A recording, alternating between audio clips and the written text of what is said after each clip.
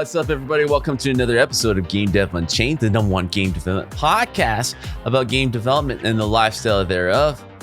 And with me, a special guest today, a returning guest, Igor Puskaric. Right? Incorrect. Almost. For the good people out there, why don't you pronounce it so that we get it right for the rest of the podcast? Igor Puskaric. It's Slavic Balkan type, which I know that foreigners aren't really first, so it's very understandable. Yeah. Well, I'll try to do better. Before we get started, this is the part of the podcast where I ask our guest, which is yourself, to kind of briefly introduce yourself to the listeners and viewers out there, who you are, where you've been, where you're at right now, where you heading. Oh, wow. Well, there's really too much to say. I have been in the game dev business for like 15 years, and a lot has happened there. Really too much to say, but I'm currently in Norska City doing game dev and teaching Blender. Also, on the side, I will soon be in Amsterdam having a talk, because me and other sketchfab masters have made a cartoon which is completely real time, and we're going to present it there in terms of technicalities and all the challenges we came up with. This is the most updated answer I currently have for you. Yeah. Oh, of course we're. Yeah. Of course. Naturally, we're gonna dive deeper as we get, more in depth with conversations. I do want to kind of start it off. This is not a political show. I'm not asking for politicalness, but however, with the global things, at least on this side, on the Western side, we're starting to feel the effects in terms of what the rest of the year and what next year feels like, right? It feels like we're on the brink of like World War III.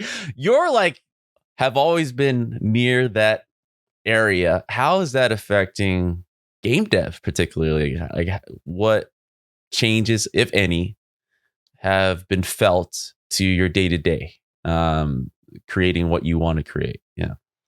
Currently, luckily, not as much. Okay. I can only talk for myself. So far, so good. We are not directly entangled in any kind of conflict, which is, I guess, lucky. Yeah, very cool. I hope nothing will escalate. Well, we'll see about that. I have no idea. Mm-hmm. It really depends on how many sides you have in cooperation and what sides are caught in the act of the wars. There are also like economic stuff, which also haven't yet caught up with me personally, but I really have no idea of what to predict. I can only say for now, it's okay in Croatia. That's good. I think, as always, game developers are kind of cut from the same cloth. So overall, I'm sure you're on LinkedIn. It's been just game industry wise, tech wise, have been tough. Friends on this side, and I'm sure you have friends over there, just like are uncertain going into the holidays this year. More impacted than usual.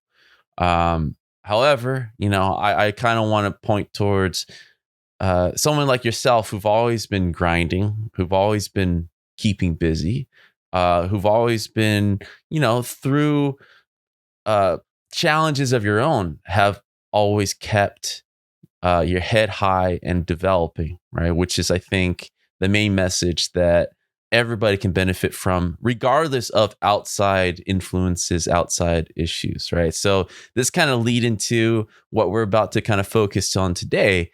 You've been busy the last time we talked. And I think what would be a cool time is kind of, if you can share, if you have it up, if you need some time to pull it up, start sharing some of these projects that you have been kind of cooking up, and like the successes you and your team have been coming across. I mean, we can kind of talk over it if you feel comfortable about that. Yeah. Lately, I got a how do you call it? A blog featuring me as a master on sketchfab. And that I'm not sure how to pull it up here. Yeah, you can share screen on Zoom. Near the bottom, it's what's it called? Share screen. Yeah, if you share your screen, you can choose which screen you want to share it from, and you can show the good people out there that are viewing it. And All right. This is the blog.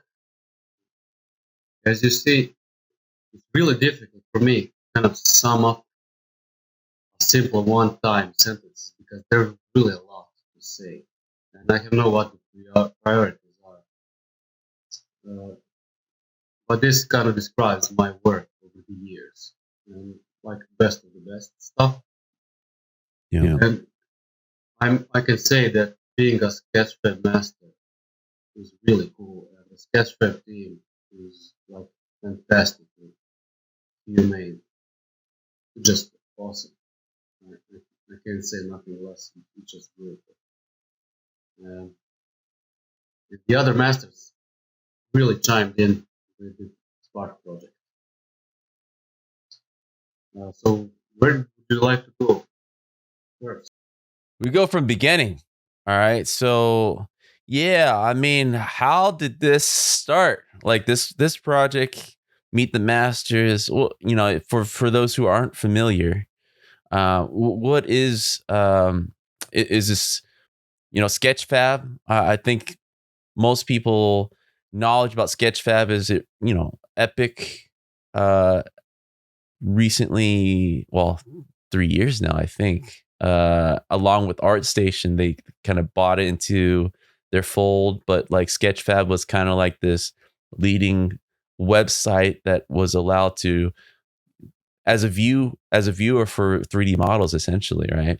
For real time 3D models to be able to spin around. And community wise, they've always done a great job featuring great artists utilizing their tool, right? So right now, for the listeners out there, we're looking at its blog that Igor got featured on with his team about their latest projects. So if you want to kind of talk about how did this happen? Did you guys get in contact with the Sketchfab? The Sketchfab reach out to you guys uh, after you're working on this project? How long did this project take? What was the inception of it? Yeah. The Masters project is purely Sketchfab's initiative to like get closer to the community, picking from the community. So I'm not sure exactly what were their criteria, but they have chosen all the masters are people who were very engaged with the modeling itself and with the community in terms of social, like acceptance and benefit in a way. So, but we don't see that before we get to a meetup, and then when we get to a meetup, then we meet and talk and sometimes plan what can we do to bring greater benefit to the platform. Was this what project specifically got you guys in touch with Sketchfab? I mean, you can start scrolling down, we can see it, but we can talk about, exactly that project that like was starting the conversations. Yeah. Question. Okay. Basically, we were all just posting stuff we do, and where sketchfab caught interest, they reach out to us one by I one. see. It didn't happen like at once.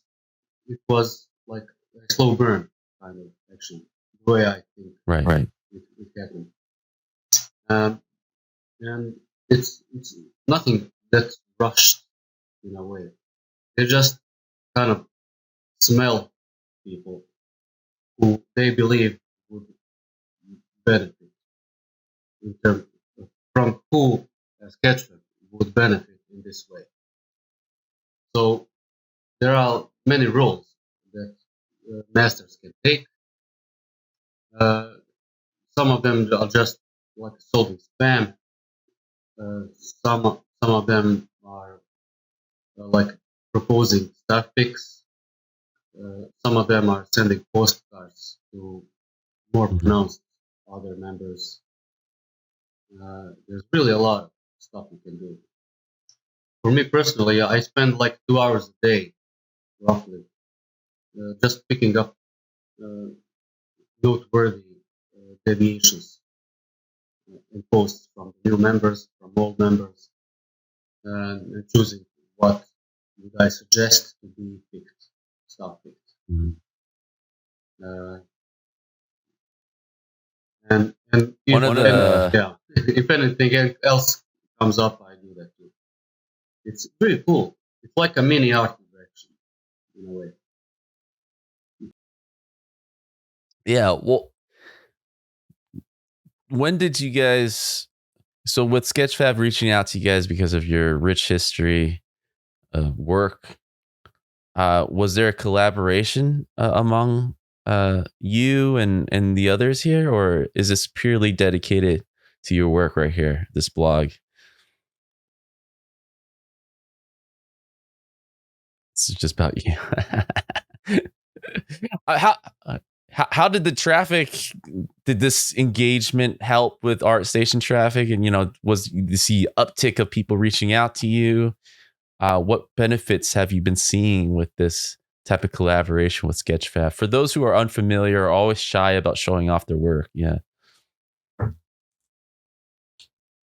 He did cause a couple of outreaches from few studios, not much, because this is quite recent. It didn't really get time to live. There was no cooperation in terms of this, but I must say every Sketchfab master has had or will have their Meet the Masters blog. It's something they will have for sure. The cooperation, though, happened on the Project Spark.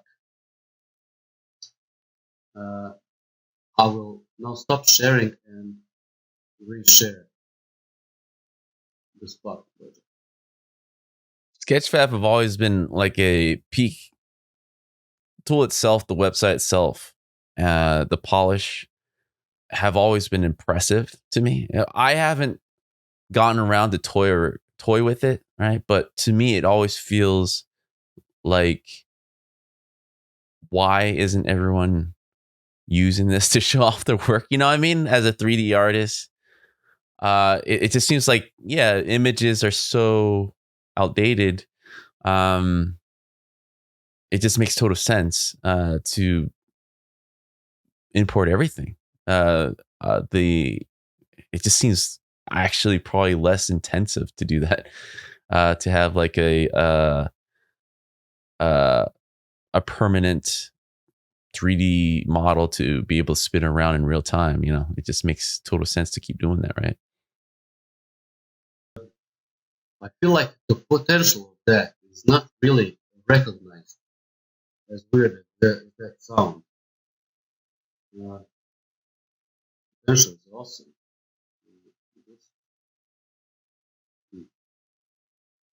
How do I share? You just got to reshare at the bottom. But while you pull that up, I do want to ask, like, you've always been so disciplined and dedicating just after work or before work. 2 hours a day regardless. Has that been like the same time every day? Like what keeps you sticking to that? It's like a exploratory passion project in a way. I don't consider it as a chore because it's fun exploring what people make, and you get surprised like daily because I also follow a lot of interesting creators, and it's a real pleasure when someone makes like something really spectacular well that you haven't seen for a long time, and you just want to comment that and suggest it for static and stuff like that. It's like art that feeds me in a way, Yeah, yeah. a lot like that. Yeah. You definitely have that passion that keeps you going. There was a recent Japanese term that I've learned. It's called ikigai. Oh man, people are gonna butcher. I'm not Japanese, so I'm not saying it right. Ikigai, right? It's like passion that keeps you going.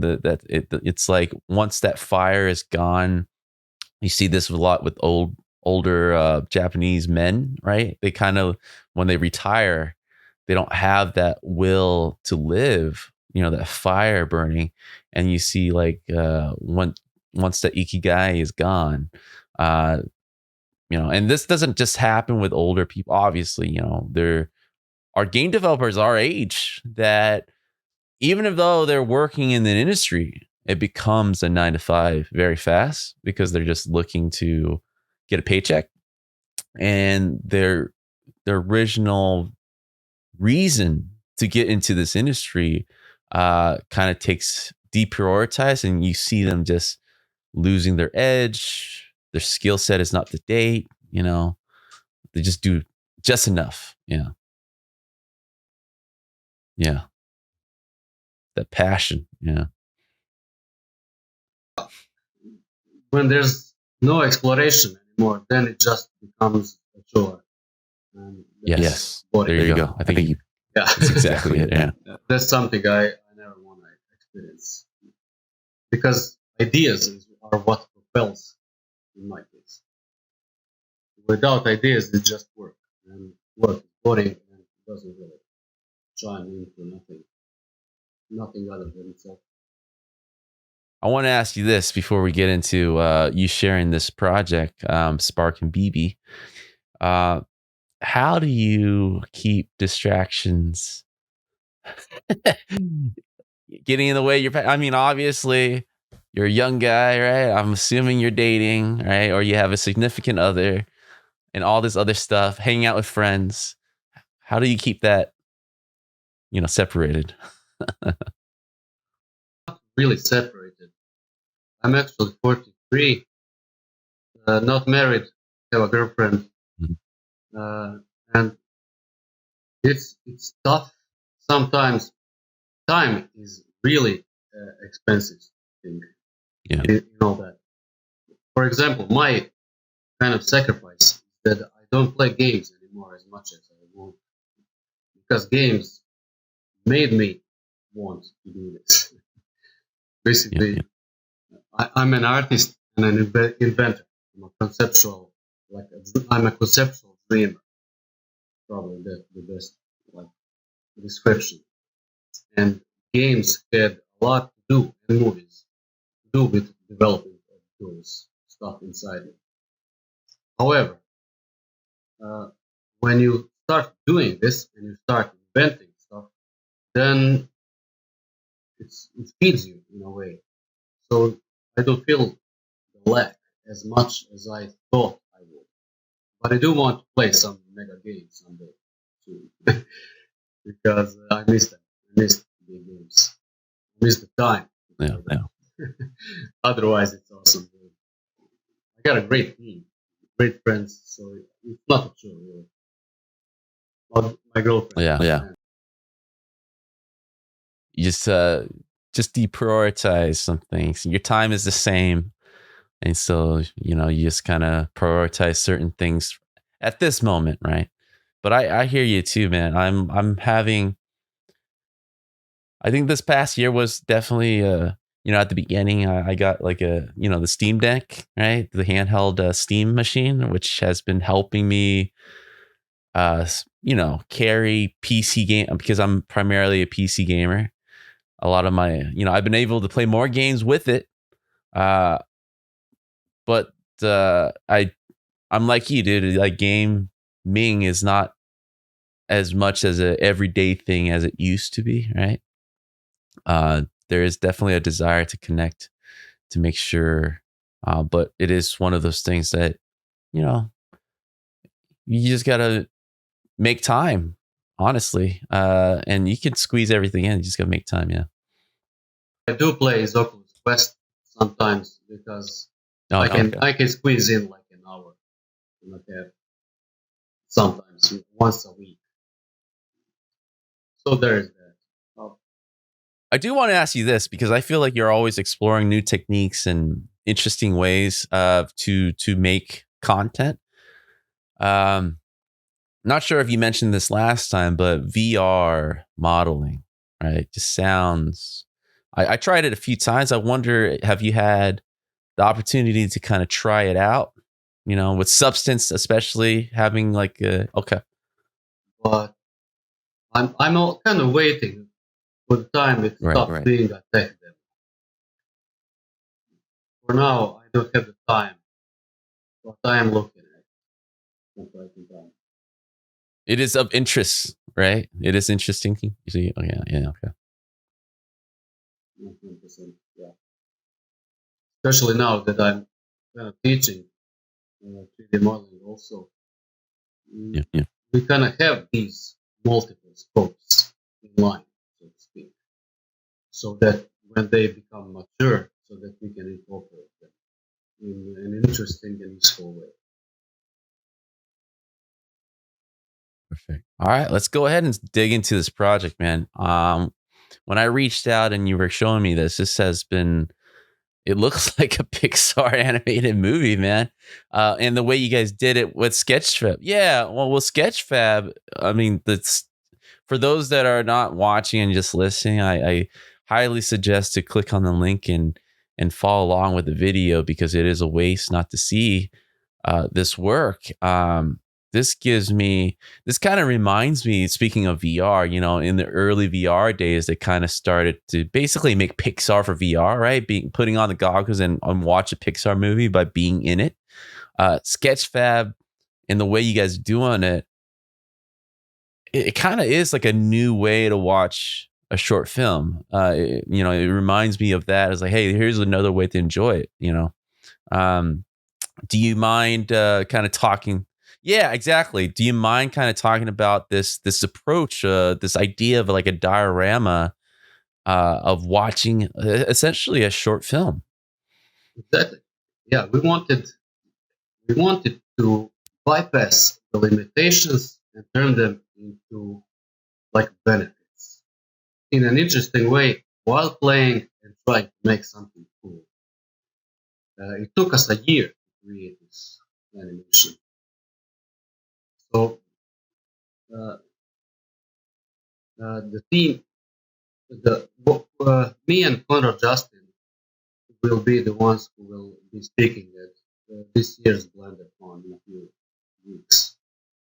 We will be like talking more in detail about how we did it, how we developed it. But all masters on Sketchfab have chimed in a little piece of themselves uh, to kind of add. And this started like a fun mini project, and now it's the largest project of this nature on the planet. I think no one's done anything bigger in this way in real time.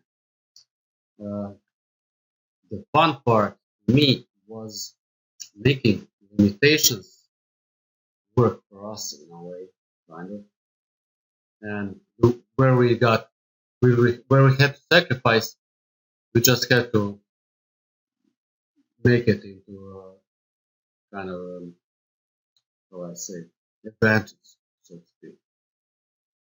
Uh, so here on this blog, you can read the blog like any time, and here we name all the masters. And here you can see a bit like a preview of what we did. For example, here's the sketch. Konrad did the sketch. I did entire the animation. Uh, Badass sketch. Feels like you guys need to make a side scroller, is what I'm seeing. could be. Yeah. It's cool style. Yeah. This scene is currently uploaded on Konrad's account, but we have a meta plan to kind of to have everyone upload their version or a new like scene on their own. But we'll see about it. We don't want to rush anything. We've been hyper busy over the last few months to just get it done at all. So we had a kind of a little secret. We built 70-80% of everything and we uploaded it. And then we did a week later a quiet, silent update to kind of actually finish it all. But those were just minor animation things. The art style, like I mentioned before, is very unique. What was the inspiration in terms of movies, games, whatever, that kind of got you guys settled with this look? Okay. You would probably go better with inviting Conrad to the podcast because he's the one who imagined a bunch of things. He did the majority of the imagination in the project. I love how you guys planned it to be basically, well, like a game, having your foreground, midground, and background being low to high poly. It's like I've never seen people plan it out that way, which is very smart. Very, Yeah, we had to do a lot of logical bypassing and optimizing. It's as technical as it was fun to create. So these are the texture map setups. hold on here. You have your whole background on one texture sheet. Look at this. Oh my god, you guys are very. Is that am I seeing that right? You guys have basically like material hideout. It's one texture sheet. The surface cliff was one texture sheet. Man, this is basically game ready. Exactly, and very Yeah. optimized. Specifically because if it were a game, it wouldn't have to be that optimized because you could run on a machine, right? Like natively. And since this is a browser-based 3D viewer, that forced us to go wild with the optimization because it should run on any PC that can stream. So this was very fun for both me, Conrad. Blender was your main 3D tool. Okay, for everything. Yeah,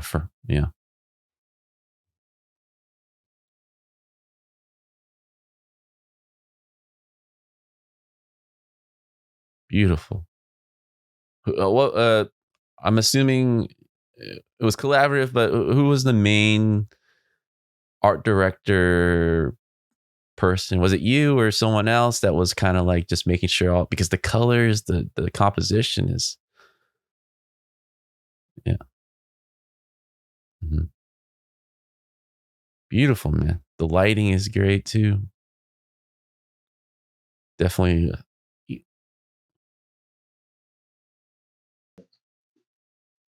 all aspects of that. It's crazy. Yeah. See, all this was him. Sketch, model, and coloring and theme was adjusted.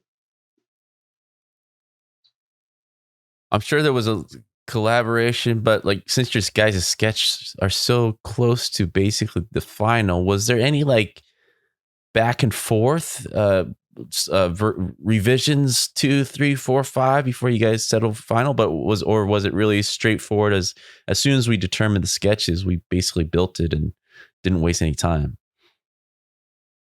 No, we Okay. did have the sketches. We did build stuff immediately, but we also reviewed, repaired, replaced, even uh, Mhm. refurbished. We also sometimes animated. I also animated stuff and then reanimated them later because some part was like taken out and then we needed to Mhm. reanimate around it and stuff like that. It's like legitimate game dev, and we all kind of did this after work, so it's not. We also had a scarce time involved in it. So then we wondered, should we do physics? Should we not do physics? Then we do it, check, recheck, replace. It was very back and forth, iterative process actually. So we learned a ton of stuff doing that. When you guys originally set out to make this, how long were you planning, and how long did you guys end up taking making it? I think we didn't plan anything exactly, but I think at least for me, it took way longer than I would originally anticipate because it's so fun that I did not expect for it to take this long, but it did. It took a year, and we didn't work every day, of course. But whenever someone had time, then we did our part. We said it was a total of 1 year, right? Mm. Was it the full team at the beginning to the end, or was it you guys started adding people as you guys were finishing? But it was sort of a full team because we created a channel for that project, and then people just randomly chimed in whatever they felt would be best from them. Because some artists, for example, just do 3D scanning, and our project Mm. here did not support that art style. So they did something else minor. Basically, uh, everyone pitched in something. If not a model, then they pitched in an idea or they pitched in uh, advice, technical. Some artists are more technical and they have knowledge that we perhaps do not, and they have encountered our problems and they helped us solve some details. It was really cool actually to be a part of this. It's awesome. Did you guys meet regularly every week, or okay? So like in a Zoom meeting, okay, like a virtual call like this, you guys were just talking to each other. Yeah. Okay, but most of the time you guys are in a channel. Our constant like reports of bad stuff, constant suggestions of Debian, of stuff picks, and constant suggestions of ideas. Just very fluid, constantly. It's very, very good for me. I yeah, I do want to emphasize this part too because this is important. Like what we've seen the last 2 years are everybody was forced remote, right? Something that you've been doing for a long time before it was cool. So you're very used to it. What's impressive that you guys are like a 5+ team, kind of met each other and decided to do something pretty ambitious, part time, and it ended up with something incredible that got featured and getting a lot of notice and notoriety. that I don't want to gloss over this because I want to dig into you guys' process, because that alone, going and meeting with people and accomplishing things and not wasting time, is what most teams are struggling still right now. Uh, and it's their main 9 to 5. It's their main job to sit there and produce. And you've seen how many studios are closing, how many projects are not finishing, how many delays have been happening in the last few years, how many startups, with similar size teams or more, have closed their doors after just 1 year, like basically of not working out. And we've seen this the last few months as part of this kind of bloodbath that's happening right now in the industry. What do you think was the main difference between you guys and everybody else? The main, one of the main sparks in all of this, because we're all highly motivated. We really love to do this stuff. It's like more than work, almost. So this is why we kind of do it without stopping in a way, I guess. I think that's the reason. Plus, especially when you don't know how it's going to turn out, and you don't know if you will stop or not. But we just know that we won't stop.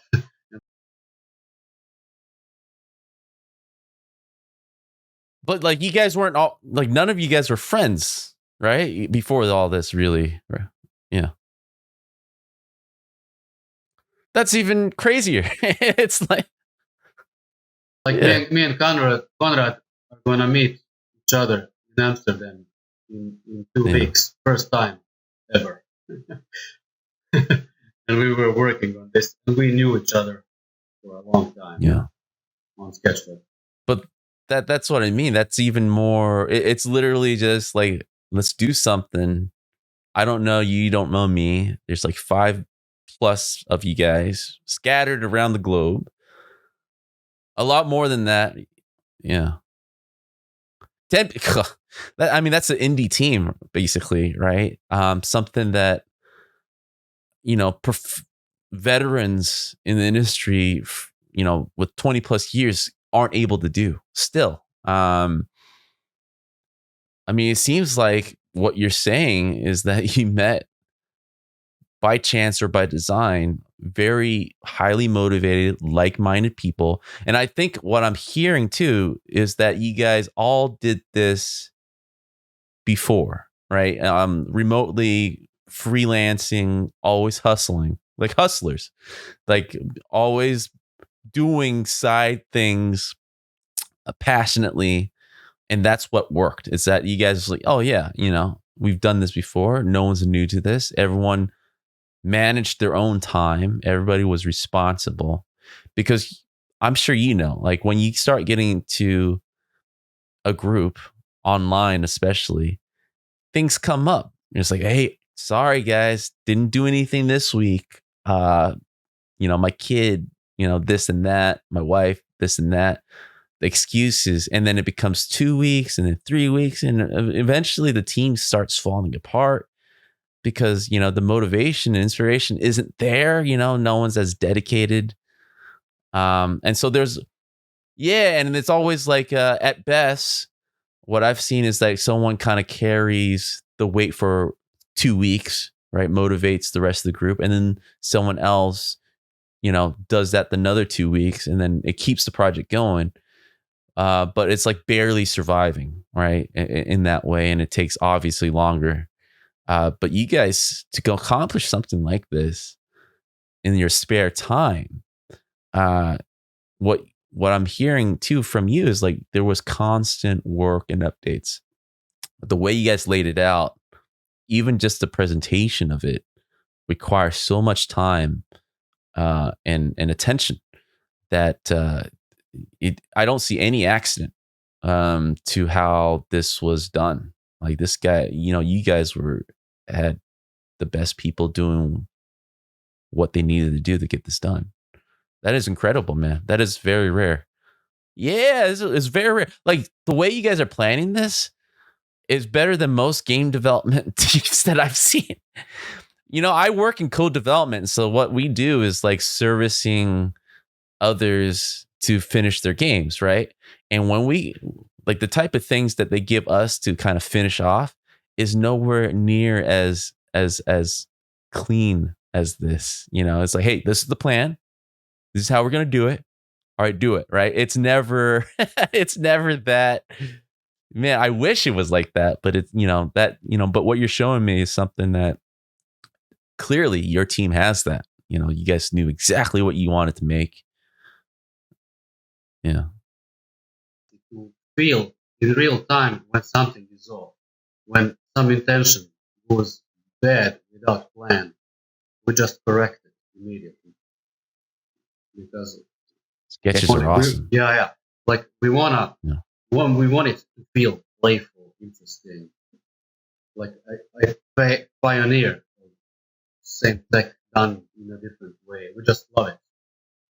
It sparks. Like no pun intended. Mm-hmm. It sparks the passion thingies in us. So we're just self-driven in that way, I think. So what yeah, what lessons, I'm sure there were challenges, right? What can you share throughout this process that you feel like if we were to do it again, I know we can do this better? Like what challenges did you guys face? And if you're comfortable to sharing a specific example during the making of this. Well, there was nothing like major problem because each one of us kind of chimed in when they get time in real life. The biggest problem, if any, was getting us updating regularly so that we all have stuff done when we agree. Because we're a team with sometimes different time zones. And someone's noon, someone's midnight, for example. And probably that's the biggest issue, I think. Otherwise, the way sketchfab kind of shows us to be masters, I think it's very human. I have no idea what their criteria is, but it's obviously a good one. It would be nice if we could get someone from sketchfab to kind of get on that one, because I have no idea. I just know it works wonders, obviously. Yeah. So what are you guys doing next, man? I mean, This one. Currently, I'm busy planning the talk we're gonna have on Blender Con now. And I'm not sure it's 27th or 28th in 2 weeks roughly. So I'm busy practicing that after work and after some other stuff. I have no idea where my head is because I'm just way too busy for that, for everything else. Currently, that's my main focus, to make this thing work well. And then we'll see when we kind of get some rest for a change. I plan to make my own scene with the same actors in my own profile. And I'm not sure if it's gonna be like a side episode or complete episode 2. I'm not sure. It's really too early to say for this. We still have a lot of work for this one, even though it's done. Well, I see tremendous runway for this. I mean, what you guys have shown, and yeah, I mean, it's a unique look. It looks better, or at least as good as any side scroller game out there. Like, this is, to me, it's like the beginning of a Kickstarter or something, man. It's like, you guys got to do something with this. Yeah. You guys actually showed good work. Yeah. Mm-hmm. The same spark in enough people, perhaps something like this does happen. I have no idea. Would be cool though, because we've proven this as a tech demo, and we'll see where it takes us. I have no idea. Yeah, I mean, it's better than the tech demo. It's a finished vertical slice. Yeah, exactly. It's finished working prototype. Everyone can enjoy in this current state. And we will go wider. We will go in more depth with details on BlenderCon. So we will literally disclose everything there, so other people can also do their own projects. What we did this, hopefully, who knows? We'll see. What are your personal? I'm sure you have high goals. You know, I know that you're doing all this. You're building, your work. You're building your technique. You're building, your own personal art style. What is your kind of like? What is your vision?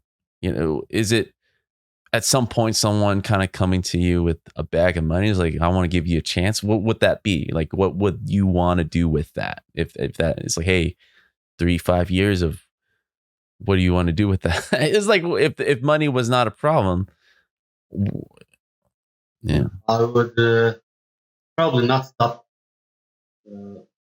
inventing things because I would do that even if it wasn't a job. But I would definitely, well, first of all, I would take a whole year and play all the games I missed.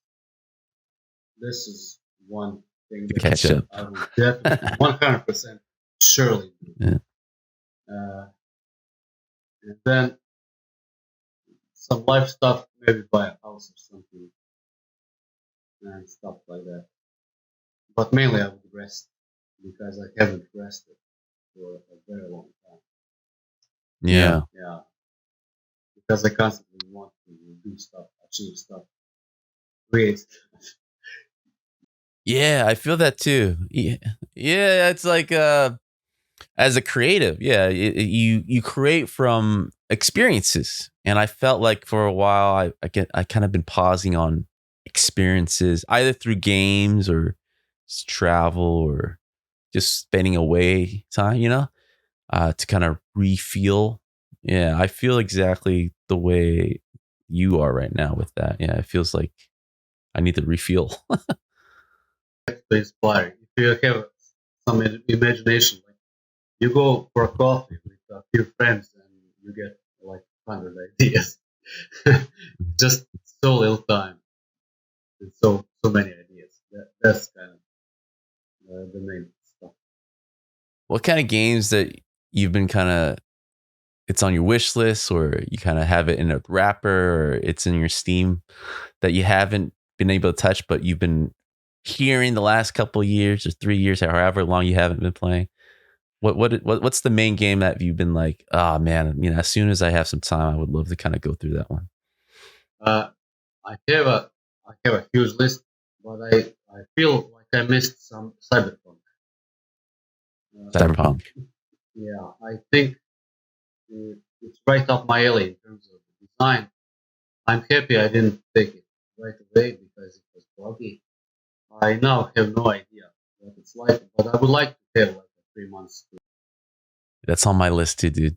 They just patched it, so they fix all the problems that it had, and now it's like the perfect version of itself. Yeah, I was like, all right, man, maybe it's time to go back. But it's beautiful. Yeah, it looks super good. Yeah, that is definitely on my list. Like dude, I'm still back. Like I haven't played. I played maybe the first level of Last of Us 1, right? But like I haven't finished that, and let alone Last of Us 2. Like that series I haven't And I have been avoiding watching the show because of it too. And that's, everyone's saying it's really good too. It's like, damn. Yeah, it's just yeah. Exactly. Especially for that long. Also, the PlayStation one with Robo Dinosaurs.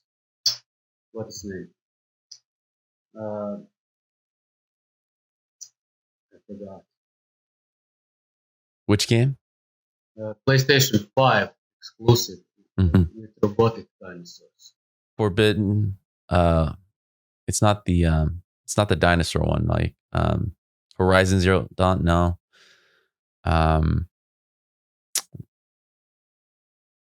Is it the Horizon Zero Dawn, the one with the robotic dinosaurs? Seems like you're up your alley. Yeah, exactly. That's exactly up my alley. Yeah. This was the first one. I felt legitimately sorry I don't have time to play it, or I don't even have a PlayStation 5 to play it. So yeah, same here. I don't have a PlayStation 5. That's but it's on PC now. Horizon Zero Dawn's on Steam. Yeah. That's my top tier wish list. That one. And the God of War, of course. The God of War, yeah, me too, dude. It's all on my wish list. It's all there. Just haven't touched it. Yeah. Those are my wishes. I haven't yet fulfilled, but hopefully I will. Hopefully, world will keep some peace for that. Yeah, I mean, we might have to be stuck in our homes for a little while again. We'll see. Hopefully not, but we'll see. Yeah. But I think I share the same sentiment. Like my creativity, my passion have been running off of my gaming library in my teenager years. Like I played a lot of games during the teenage years and it left a really strong impression. And then when I got in my 20s and 30s, I was still riding off of that high. But I haven't added to that library since. And I'm in like this time frame where I'm like, hey man, I need to start catching up, refuel with all these games to really repack. Because every time I have a chance to sit down and play through some of this, I get instantly inspired. All these ideas start coming in again. And I was like, oh man, dude, we can't do this without that. It just, it feeds into itself. Yeah. It's what made you. Yeah. Like, I love it. I still love it. I don't think you can ever get too old for that. At least so far. Yeah. And it's becoming way more acceptable now. Like everyone plays games now, and yeah, it's not a nerd thing. It's cool to play games, and it's being respected. And we have half of women among our students, which would be a few decades ago exclusively men. Right now, it's all like all gender has no domination over gaming anymore, which is awesome. It used to be just boys. Mm-hmm. Well, we're hitting the hour mark, and I want to kind of use this time to kind of hand over the mic to you if you want to stop sharing your screen. This is a good opportunity for me to shut up, but also for you to kind of talk to the people directly about where do people want to connect with you, and sharing any messages that you want to share about anything really. Well, I'm not quite a talkative guy. Where I talk is through art and through achieving cool designs where I play. The best way to get in touch with me is through sketchfab, ArtStation, maybe DeviantArt. And if you feel like it, you can buy my models, which I have for sale on various sites, if it benefits your project, of course. Um, Other than that, I have no idea what to say. Oh man, I think you said enough. For those who are, um, you're really doing yourself a disservice by just listening to the podcast. Obviously, I'm thankful as well as Igor, but click on the links, watch the video, check out the blogs at the very least, check out the scenes. The way he and his team laid this out, it is more concrete, more fact-based than any vertical slice in any game that I ever seen. You guys did it perfectly, and it's so impressive that you guys were able to do this essentially with 10 strangers within a year. That is a huge accomplishment, and I hope you guys the very best. And I see continued success, man. You guys, you do what you can to keep your unit together, man. That's a rare thing that you guys got going right there. I really mean it. Yeah. Yeah. Very, very rare. Yeah. We're lucky. Yeah. Yeah. Well, I'm going to watch out for what you guys do next. I for sure see continued big success, and obviously, hell yeah, dude. You guys need to do yourselves a favor and get motivated, inspired, and follow them on sketchfab and see what their next adventure is looking like. Same way we received. So that's awesome. Sure. More than ever now. Exactly. We need to get the network strong. Exactly. Yeah. Awesome. Thank you. Awesome. For inviting. Yeah, of course. Awesome. Yeah. Maybe you can meet up in a few years later. Would be awesome, right? Yeah, of course. At some point we'll meet up for sure. Awesome. That would be awesome. All right. Yeah. Bye. That's it. Thanks, guys. Cool.